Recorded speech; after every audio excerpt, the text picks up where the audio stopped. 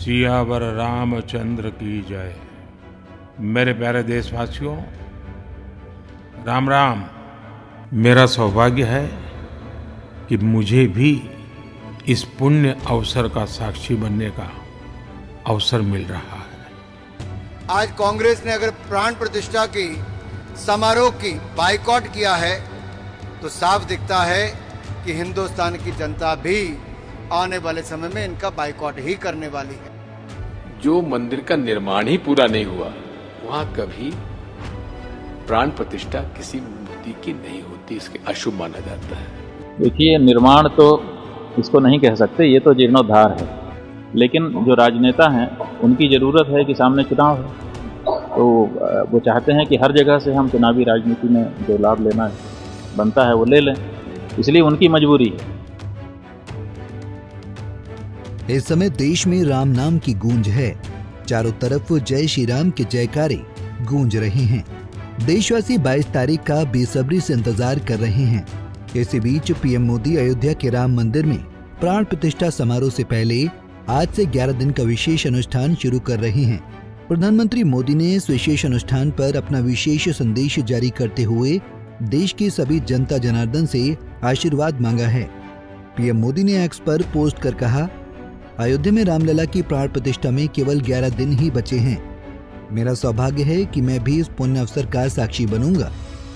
मेरा सौभाग्य है कि मुझे भी इस पुण्य अवसर का साक्षी बनने का अवसर मिल रहा है। ये मेरे लिए कल्पनातीत अनुभूतियों का समय है।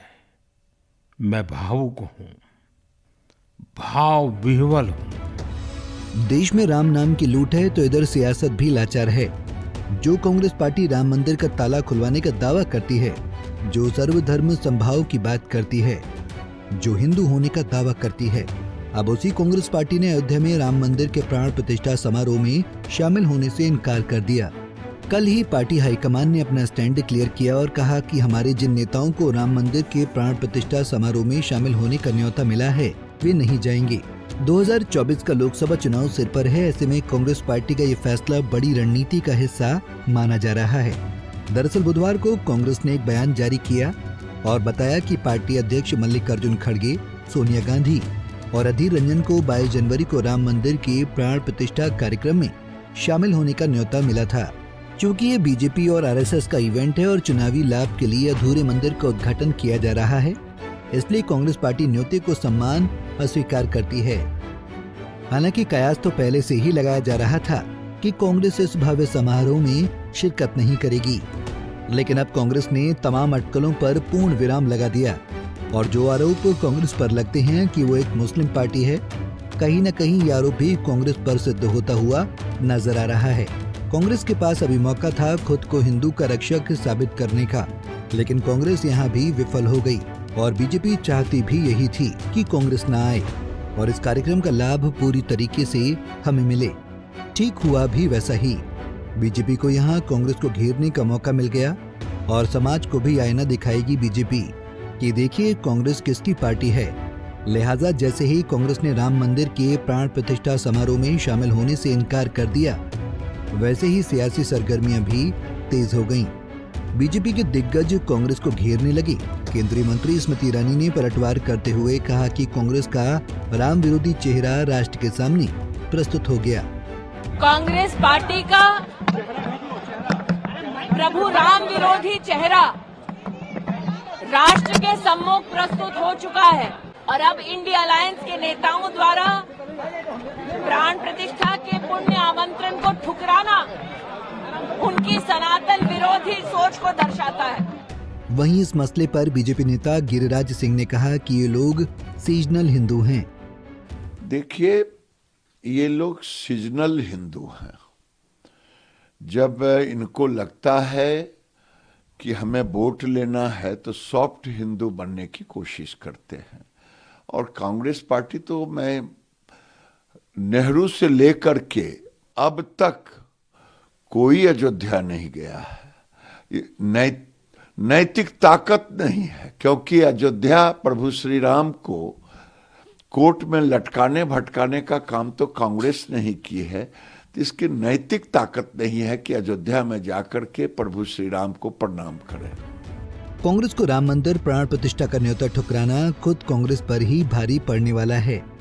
इस मसले पर राम जन्मभूमि के मुख्य पुजारी आचार्य सत्येंद्र दास ने कहा कि कांग्रेस ने तो भगवान राम को काल्पनिक बता दिया था। कांग्रेस वाले ने पहले भगवान को कह दिया कि वो काल्पनिक हैं, उसके बाद उनको नकार दिया कि कोई अस्तित्व नहीं है। कांग्रेस इसलिए बोलती है कि वो निमंत्रण तो दिया गया है और वो आएंगे नहीं, कहाँ आएंगे? जिससे राम के अस्तित्व नहीं है वो कहाँ आएंगे, किसको देखने आएंगे? राम मंदिर प्राण प्रतिष्ठा का न्योता ठुकराने पर कांग्रेस में ही घमासान मचा हुआ है। इस मसले पर कांग्रेस नेता आचार्य प्रमोद कृष्णम ने कहा कि राम मंदिर और भगवान राम सबके हैं। देखिए, राम मंदिर और भगवान राम सबके हैं। राम मंदिर को भाजपा का समझ लेना दुर्भाग्यपूर्ण है। राम मंदिर को बीजेपी का मानना दुर्भाग्यपूर्ण है। राम मंदिर को आरएसएस, विश्व हिंदू परिषद, बजरंग दल का मान लेना ये दुर्भाग्यपूर्ण है। मुझे पूरा भरोसा है कि कांग्रेस हिंदू विरोधी पार्टी नहीं है, कांग्रेस राम विरोधी नहीं है। ये कुछ लोग हैं जिन्होंने इस तरह का फैसला कराने में भूमिका अदा की है। ऐसे ऐतिहासिक समारोह का विरोध कांग्रेस ही नहीं बल्कि देश के चारों शंकराचार्य भी कर रहे हैं।